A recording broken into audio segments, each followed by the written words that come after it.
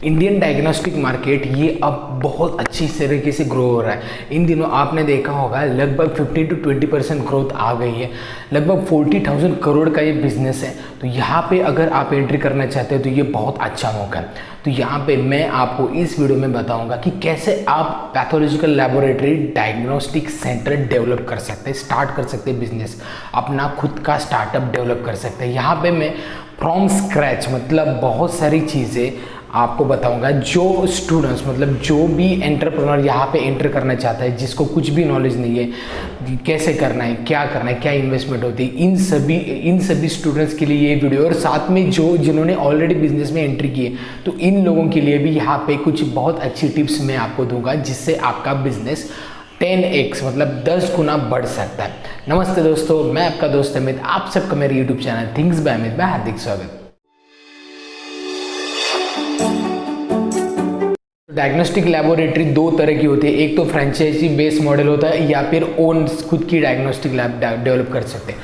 खुद के diagnostic lab develop करने का इनिशियल लेवल पे आप यही कीजिए, बाद में आप फ्रेंचाइजी मॉडल डेवलप कर सकते हैं, क्योंकि हर एक बिजनेस एक्सपांड होना चाहिए, ये मुझे हमेशा लगता है। तो यहाँ पे टाइप्स हो गए। अब आपको क्वालिफिकेशन क्या लगती है, एक तो DMLT BMLT ये क्वालिफिकेशन, इसका सर्टिफिकेशन लगता है, या फिर MBBS मतलब लार्ज स्केल पे करना है तो आपको MBBS का सर्टिफिकेट, माइक्रोबायोलॉजिस्ट भी ये कर सकते हैं। अब इसकी रजिस्ट्रेशन क्या है, मतलब रजिस्ट्रेशन अगर करना है आपको, मतलब स्टार्ट करने के लिए डॉक्यूमेंटेशन क्या लगेगा। पहले तो आपको शॉप एक्ट लाइसेंस लगेगा, इसके बाद आपको CPCB central pollution control board इसका परमिशन लगेगा, NOC लगेगा म्युनिसिपल कॉर्पोरेशन या फिर फायर ब्रिगेड डिपार्टमेंट से। स्केल पे अगर आपको करना है तो NABL मतलब national accreditation board for laboratory and calibration, इसका सर्टिफिकेशन आपको लगेगा। ये एक कॉमन चीज़ें हैं अगर आपको बिजनेस स्टार्ट करना है तो ये सर्टिफिकेशन हो गया। बात करते हैं लैबोरेटरीज के लोकेशन की। लोकेशन के लिए आपको कौन सी चीज़ें ध्यान में रखनी है, पहले तो वो क्लीन एरिया, हाइजेनिक एरिया होना चाहिए। दूसरी चीज़ ये है कि वो ग्राउंड फ्लोर पे होना चाहिए, मतलब बहुत ही एल्डरली पेशेंट यहाँ पे रहते हैं तो उनको ज़्यादा दिक्कतें यहाँ पे आनी नहीं चाहिए। और प्राइमरी चीज़ें तो आपको वहाँ पे डस्टबिन, यहाँ पे आपको डेस्कटॉप लगेगा, यहाँ पे उसमें सॉफ्टवेयर लगेगा, उसमें टॉयलेट की फैसिलिटीज़ यहाँ पे होनी चाहिए, हाइजीनिक एरिया होना चाहिए। ये प्राइमरी रिक्वायरमेंट है। एक्चुअली 3 तरह के डायग्नोस्टिक लैब आप डेवलप कर सकते हैं, पैथोलॉजी, रेडियोलॉजी और biochemist. Actually pathology, radiology, biochemist में 500 स्क्वायर फीट का एरिया आपको मिनिमम लगता है और आप पे डिपेंड है कि आपको क्या करना है।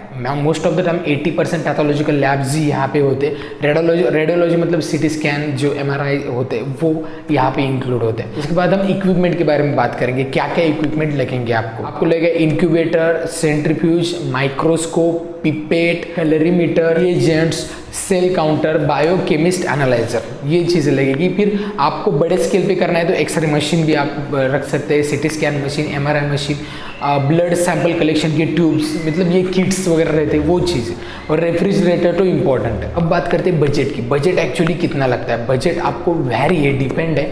इनिशियल लेवल पे लाइक 3 लाख से भी स्टार्ट कर सकते हैं, अप टू 50 लाख 60 लाख तक आप ये बिजनेस डेवलप कर सकते हैं। डिपेंड है आप कौन से बिजनेस स्टार्ट करना चाहते हैं। मशीनरी इक्विपमेंट, बहुत सारी इक्विपमेंट, मैं आगे बताऊंगा कि किस चीज़ों पे खर्चा आपका होने वाला है। अब बात करेंगे टेक्नीशियन, मतलब आप क्या रकम, आपकी टीम, हाईली नॉलेज पीपल आपको यहाँ पे रखने, ज़्यादा से ज़्यादा नॉलेज रहने वाले यहाँ पे पीपल्स आपको रखने। आपको बताऊंगा कॉस्ट एंड इन्वेस्टमेंट, मतलब कौन सी चीज़ों पे ज़्यादा कॉस्ट आपको यहाँ पे लगने वाली है। तो पहले है आपको रेंट, मतलब जहाँ जिस जगह पे आप डालना चाहते हैं वहाँ का खर्चा लगेगा। ट्रेडमार्क के रजिस्ट्रेशन मतलब ISO सर्टिफिकेशन, या फिर आपका NABL का रजिस्ट्रेशन होगा वो, बाकी बहुत सारे डॉक्यूमेंटेशन लगेंगे आपको। इसमें सर्टिफिकेशन के बारे में, रजिस्ट्रेशन के बारे में लगेंगे। मैन पावर जो रहती है वहाँ पे उनको सैलरी वगैरह देनी होगी। उसके बाद डॉक्टर से कनेक्शन रखने है तो डॉक्टर से कनेक्शन के लिए आपको रोज़ विजिट करनी पड़ेगी। ये कॉस्टिंग आपको कैलकुलेट करनी है, क्योंकि यहाँ पे मेन कंज्यूमर है आपके डॉक्टर्स, हॉस्पिटल्स। रेफरेंस से पेशेंट आते हैं तो यहाँ पे आपको एडवर्टाइजिंग भी करनी होगी।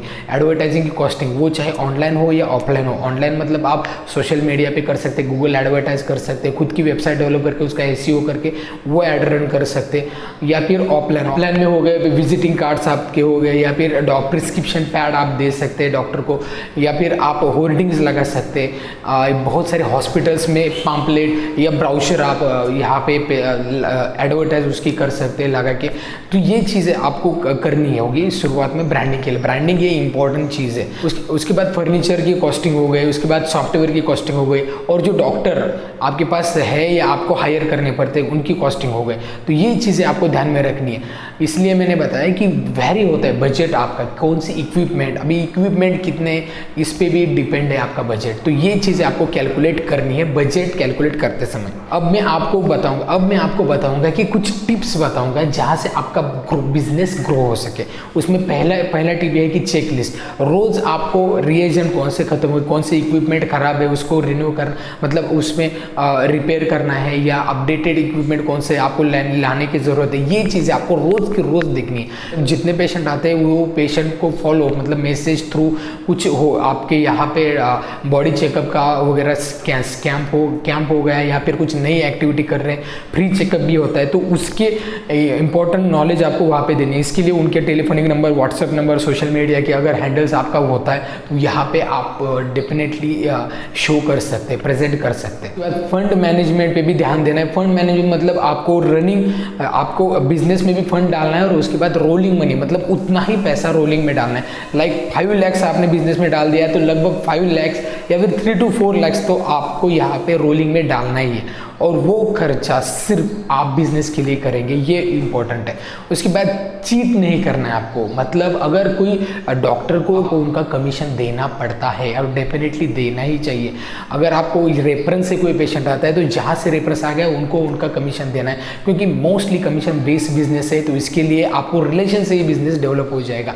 जितना अच्छा रिलेशन, जितना आप ट्रांसपेरेंसी रखेंगे इस चीज़ों में, जितना रेगुलर विजिट रखेंगे, जितने आपका इंप्रेशन अच्छा होगा मार्केट में, आपको पेशेंट में फैसिलिटी प्रोवाइड अच्छी कर सकते हैं। मतलब एक अच्छा एरिया है, उनके सैनिटाइज एरिया है, पेशेंट को भी अच्छा फील होता है, और उनको बैठने के लिए सिटिंग अरेंजमेंट वगैरह अच्छी होगी आपकी। डॉक्टर से जब कंसल्ट करते हैं वो आप कंप्यूटर से या कुछ अच्छी प्रेजेंट कीजिए आप लैब, क्योंकि सिर्फ पेशेंट डॉक्टर को मिलना है और हमारी लेबोरेटरी है, आप रेफरेंस से पेशेंट दीजिए, ऐसा नहीं बोलना है। आपके लैब में क्या इक्विपमेंट है ये भी डॉक्टर को मालूम होना बहुत ज़रूरी है। कुछ अच्छी चीज़ें आपको वहाँ पे प्रेजेंट करनी है, तभी कस्टमर जनरेट हो जाएंगे। और सॉफ्टवेयर आपको अच्छा ही लगाना है, क्योंकि बैड सॉफ्टवेयर होता है तो आपका एरर होने के चांसेस ज़्यादा रहते हैं, और ये बिजनेस यही पे कभी कभी डाउन हो सकता है। क्योंकि अगर आपके फिगर इधर उधर हो गए कौन से भी, तो इससे एक तो वो नॉर्मल पे आ जाएंगे, या फिर इन कम में या ज़्यादा में आ जाएंगे। तो इसके लिए उस पर बहुत ज़्यादा निर्भर रहता है कि आपका सॉफ्टवेयर अच्छा होना चाहिए। हमेशा हर एक फिगर उसने अच्छी 100% ट्रू इंडिकेट करनी चाहिए। ट्रांसपेरेंसी तो रखनी ही है, और जो सॉफ्टवेयर आप यूज़ कर रहे हैं वो अपडेटेड और अच्छी सर्विस देने वाला होना चाहिए। तो ये हो गया क्या चीज़ें आपको करनी है, कैसे आपको बिजनेस डेवलप करना है। फ्रेंचाइजी बिजनेस मॉडल आप कैसे डेवलप करेंगे, तो आपका खुद का एक ओन बिजनेस होना चाहिए। अब वो अगर 4-5 साल अच्छा चलता है तो उसकी फ्रेंचाइजी बिजनेस मॉडल के बारे में आप सोच सकते हैं। वहाँ पे आपको ब्रांडिंग करनी होगी, हर एक एरिया की नॉलेज लेनी होगी, हर एक एरिया में जाके उसके डॉक्टर से कनेक्शन बनाने होंगे, और कनेक्शन बनाने के बाद आपको बोलना है कि आप एक डायग्नोस्टिक लैब इसी एरिया में स्टार्ट करना चाहते हैं। तो इसमें ब्रांडिंग ऑनलाइन ऑफलाइन आपको करनी है, डॉक्टर से कॉल कनेक्शन आपको रखने हैं, और फंड्स की इंपॉर्टेंस भी आपको जाननी है कि हर एक बिजनेस के लिए फंड लगता है। तो इसके लिए आपको एक स्टार्टअप या आप इन्वेस्टर यहाँ पे बुला के ये बिजनेस जनरेट कर सकते हैं अच्छे से। और इक्विपमेंट जो आपको लगने वाले, अगर आप फ्रेंचाइज बिजनेस स्टार्ट करना चाहते हो तो डायरेक्ट मैन्युफैक्चरर से कॉन्टैक्ट करके या बहुत सारे इक्विपमेंट इंपोर्ट कर सकते हैं आप। इससे क्या होगा कि आपको बहुत ही कॉस्टिंग कम हो सकती है यहाँ पे, अगर आप मल्टीपल ज़्यादा से बल्क क्वांटिटी में ऑर्डर करते हैं आपके इक्विपमेंट। तो ऐसे फ्रेंचाइजी बिजनेस मॉडल बहुत अच्छा बिजनेस मॉडल है। मैं हमेशा यही सोचता हूँ कि कौन सा भी बिजनेस एक्सपांड ही होना चाहिए 5, 6, 7, 6 साल के बाद। तो मैंने ये बताया कि पैथोलॉजी लैबोरेटरी आप कैसे डेवलप कर सकते हैं, कौन सी चीज़ें यहाँ पे लगती है। मैं आशा करता हूँ ये वीडियो आप सभी को समझ में आ गया होगा। और कोई डाउट्स है, कुछ पूछना है तो मुझे कमेंट बॉक्स में ज़रूर पूछिए। वीडियो अच्छा लगता है तो लाइक कीजिए, चैनल को सब्सक्राइब करना बिल्कुल मत भूलिए। तो इस वीडियो में इतना ही, मिलते हैं नेक्स्ट वीडियो में, तब तक बी हेल्दी बी हैप्पी।